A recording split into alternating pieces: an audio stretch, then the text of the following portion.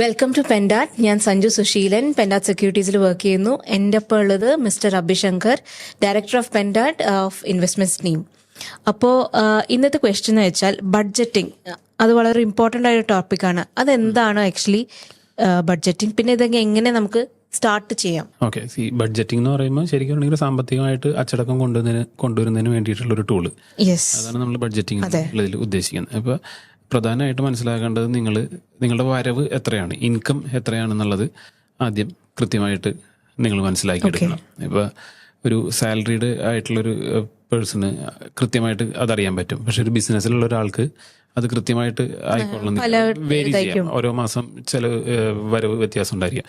എങ്കിൽ കൂടി ഒരു ഏകദേശം ഇത്ര വരും എന്നുള്ളൊരു ഐഡിയ ഉണ്ടാവുമല്ലോ, അത് കൃത്യമായിട്ട് മെൻഷൻ ചെയ്യുക. പിന്നെ നോക്കേണ്ടത് വെച്ച് കഴിഞ്ഞാൽ നിങ്ങളുടെ എക്സ്പെൻസുകൾ അല്ലെങ്കിൽ ചെലവുകൾ എന്തൊക്കെയാണ് വരാനുള്ളത്. അപ്പോൾ ചെലവുകൾ വരുന്നത് ജീവിത ചെലവുകൾ ഉണ്ടാവും, ഈ സ്റ്റേഷനറി, ഗ്രോസറി, പിന്നെ ബിൽസ്, അങ്ങനെയുള്ള, പിന്നെ റെന്റ് ഉണ്ടെങ്കിൽ അത്, ഇപ്പം നിങ്ങളെ ഡിപ്പെൻഡ് ആയിട്ട് നിൽക്കുന്നവരുടെ ഫീസുകൾ, കാര്യങ്ങളോ അങ്ങനെ എന്തെങ്കിലും ആ ചെലവുകൾ, മെഡിക്കൽ ബില്ലുകൾ ഉണ്ടെങ്കിൽ അത്, നിങ്ങളൊരു ബിസിനസ് മാൻ ആണെന്നുണ്ടെങ്കിൽ സ്ഥാപനത്തിൽ ജോലി ചെയ്യുന്നവർക്ക് ഇത് ശമ്പളം കൊടുക്കണം.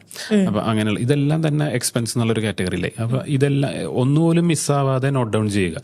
ഇപ്പൊ ഒരു ചെറിയൊരു തുകയായിരിക്കും, ഇപ്പൊ ചിലപ്പോൾ വരുന്നത് ഒരു OTT സബ്സ്ക്രിപ്ഷൻ ഉണ്ട്, മാസം 250 രൂപയാണ്. പക്ഷെ അതും ഒരു എക്സ്പെൻസ് ആണ്. അപ്പൊ അതെല്ലാം തന്നെ കൃത്യമായിട്ട് മെൻഷൻ ചെയ്യുക. ഈ വരവും ചെലവും കൃത്യമായിട്ട് മെൻഷൻ ചെയ്തിട്ടുണ്ടെങ്കിൽ നമുക്കൊരു ബാലൻസിങ് ആക്ട് നമുക്ക് അവിടെ കൊണ്ടുവരാൻ പറ്റും. ഇതിൽ ഒരു മാസം എനിക്ക് ഇത്രയാണ് വരവ്, എൻ്റെ ചെലവ് ഇത്രയാണ്. അപ്പോൾ ചില ടൈമിൽ എന്ന് വെച്ചാൽ നമുക്കറിയാം, ഓക്കെ എൻ്റെ ചെലവ് വരവിനെക്കാട്ടും കൂടുതലായിട്ട് കാണുന്നുണ്ട്. അപ്പോൾ നമുക്ക് പ്രയോറിറ്റൈസ് ചെയ്യാം ഏതൊക്കെയാണ് അത്യാവശ്യമായിട്ട് എനിക്ക് വേണ്ടത്.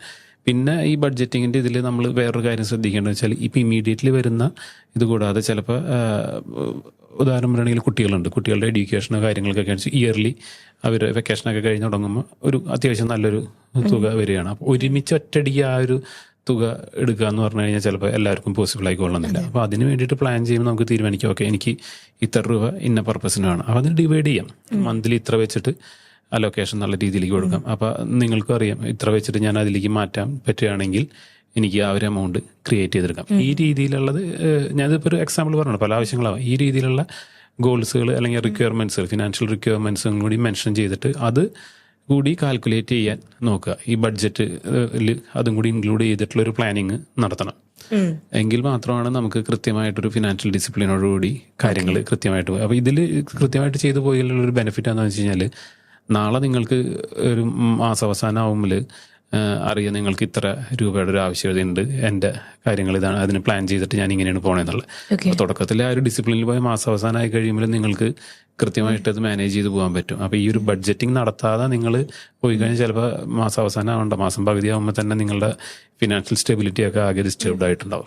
അപ്പോൾ ബഡ്ജറ്റിംഗ് ഇതുകൊണ്ടാണ് നമ്മൾ കൃത്യമായിട്ട് അത് വെക്കണം. ഓക്കെ. അപ്പോൾ ഒരു എക്സാമ്പിൾ പോലെ ഇപ്പോൾ എനിക്കൊരു 50,000 കിട്ടണ്ട എവറി മന്ത്, പ്ലസ് ഒരു റെന്റ് ആയിട്ട് എനിക്ക് 10,000 എനിക്ക് വേറെ ഇൻവെസ്റ്റ്മെന്റ് കിട്ടും. അപ്പോൾ ടോട്ടൽ 60,000. ഇതെങ്ങനെ സ്പ്ലിറ്റ് ചെയ്യും?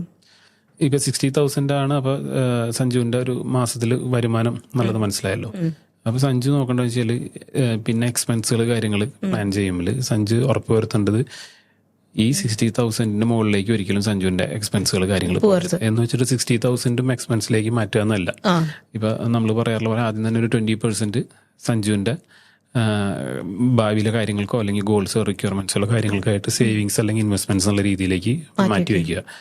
ബാക്കി എമൗണ്ടിൽ നിന്ന് വേണം സഞ്ജു ഇതിൽ നടത്താം. ഇതിൽ തന്നെ നോക്കേണ്ടതെന്ന് വെച്ച് കഴിഞ്ഞിട്ടുണ്ടെങ്കിൽ, ഇപ്പോൾ ഒരു സഞ്ജുവിന്റെ ഒരു ഇൻകത്തിന്റെ 50% സഞ്ജുവിന്റെ എക്സ്പെൻസുകൾ, മന്ത്ലി എക്സ്പെൻസുകൾ കാര്യങ്ങളെല്ലാം, സ്റ്റേഷനറി, ഗ്രോസറി അല്ലെങ്കിൽ ബിൽസ്, അങ്ങനെയുള്ള കാര്യങ്ങളെല്ലാം കഴിയുന്നത് ഒരു 50% ഉള്ളിൽ ഒതുക്കി നിർത്താൻ നോക്കുക.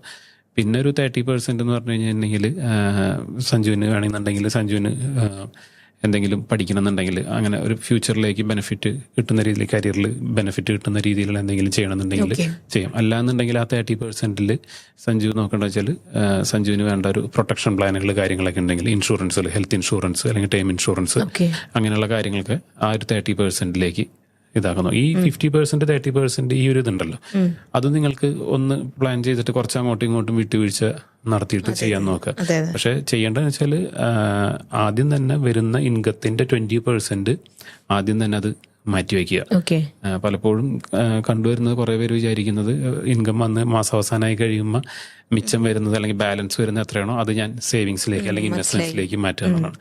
അങ്ങനെ വിചാരിക്കാൻ നിന്നാൽ ഒന്നും തന്നെ ഉണ്ടാവില്ല. നമ്മൾ വരുമ്പോൾ തന്നെ 20% അങ്ങോട്ട് മിനിമം മാറ്റി വയ്ക്കാൻ നോക്കുക.